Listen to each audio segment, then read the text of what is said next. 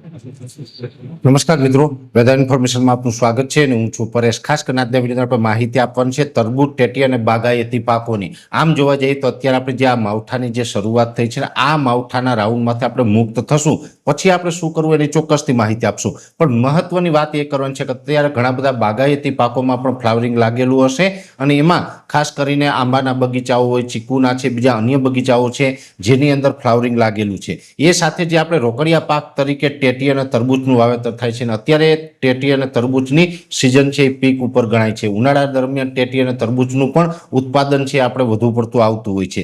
ત્યારે અત્યારે આપણે દરેક પાકોની અંદર શું કાળજી લેવી જોઈએ? પહેલી વાત તો એ છે કે જો આપણે પ્રાકૃતિક ખેતી કરતા હોય અથવા તો જે જૈવિક ખેતી કરતા હોય કે રાસાયણિક ખેતી કરતા હોય, કોઈ પણ ખેતી કરતા હોય, દરેક મિત્રોએ ધ્યાન એ રાખવાનું છે કે અત્યારે એને જે જરૂરી તત્વો હોય એ આપવા જરૂરી હોય છે। જેમાં ખાસ કરીને જો તમે પ્રાકૃતિક ખેતી કરતા હોય ને રેગ્યુલર જીવામૃત તમે પીવડાવતા હોય તો તમારે કશું જ કરવાની જરૂર નથી।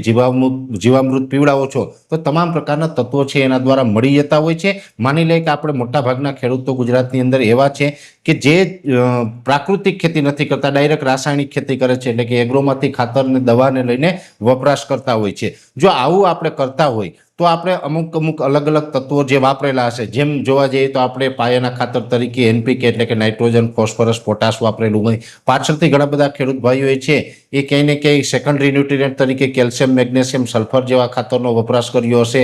ઘણી જગ્યાએ આપણે સૂક્ષ્મ તત્વો પણ આપતા હોય છે। અત્યારે જે પાક જે તૈયાર થઈ રહ્યો છે એમાં બે તત્વોની ખાસ જરૂર હોય છે। એક હોય છે બોરોન અને બીજું હોય છે પોટાશ। બોરોન છે આમ જોવા જઈએ તો સૂક્ષ્મ તત્વોની અંદર આવે છે, પોટાશ છે એ મુખ્ય તત્વોની અંદર આવે છે। પોટાશ છે એ થોડુંક આળસુ તત્વ છે, જમીનમાં હોય પણ જે આપણા છોડથી થોડુંક દૂર હોય તો પણ એ ત્યાં મૂવ થઈ શકતું નથી અને એ છોડને બરાબર ન મળી શકે। ત્યારે હું આપને જણાવી દઉં, જો માની લઈએ કે અત્યારે આપણે બોરોન આપવાનું છે તો બોરોન પણ ઘણા બધા સ્વરૂપની અંદર આવતું હોય છે। તમે કોઈ પણ સારા કન્ટેન્ટની અંદર કે સારી કંપનીનું બોરોન છે અત્યારે આપો તો ખાસ કરીને તરબૂચ, ટેટી જેવા પાકો છે એની અંદર ઉત્તમ રહેશે। બીજું જરૂર છે પોટાશની, તો પોટાશ પણ ઘણા બધા સ્વરૂપમાં આવે છે। માની લઈએ કે આપણે 45 કે 50 કિલો વાળું બેગ છે એ પોટાશનું આપતા હોય તો એ તો સારું જ છે। ઘણી વખત આપણે એવું હોય કે તરબૂચ, ટેટીની અંદર તો ડ્રીપ હોય છે, બાગાયતી પાકોમાં પણ ઘણી વખત ડ્રીપ હોય છે, તો ડ્રીપની અંદર જે 50 કિલો વાળી બેગ છે એ આપણે આપી શકતા નથી। ત્યારે હું આપને જણાવું કે પોટાશ પણ ઘણા સ્વરૂપની અંદર આવે છે, જેની અંદર એક આવે છે પોટેશિયમ થાયોસલ્ફેટ।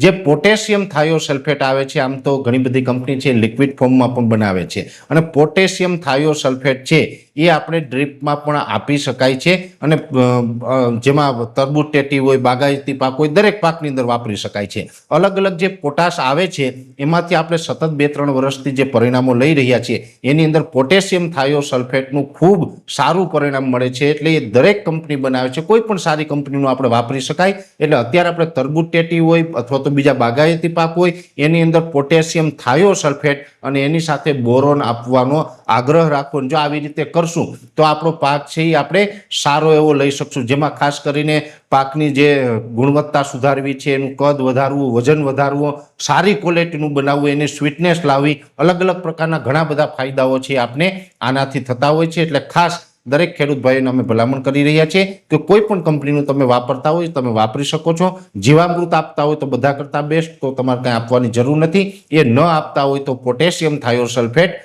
અને બોરોન આપવાનો આગ્રહ રાખો, જેથી કરીને આપણે વધુ ઉત્પાદન અને સારું ઉત્પાદન લઈ શકીએ અને જો આપણી પાસે સારી ક્વોલિટી હશે તો માર્કેટમાં એના 2 પૈસા વધારે પણ લઈ શકાશે। એટલે ખાસ ખેડૂત ભાઈઓના અગત્યની સૂચના આપવાની હતી। વિશેષ માહિતી છે આપણે નેક્સ્ટ વિડીયોની અંદર આપવાનો પ્રયત્ન કરશું। અત્યારે આ વિડીયોની અંદર એટલું જ। અંતમાં દરેક મિત્રોને વિનંતી રહેશે વિડીયોને લાઈક આપીને દરેક ગ્રુપમાં શેર કરી દેવો। યુટ્યુબ ઉપર જોઈ રહ્યા હોય તો ચેનલને સબસ્ક્રાઇબ કરજો અને ફેસબુક પેજને ફોલો કરજો। નમસ્કાર।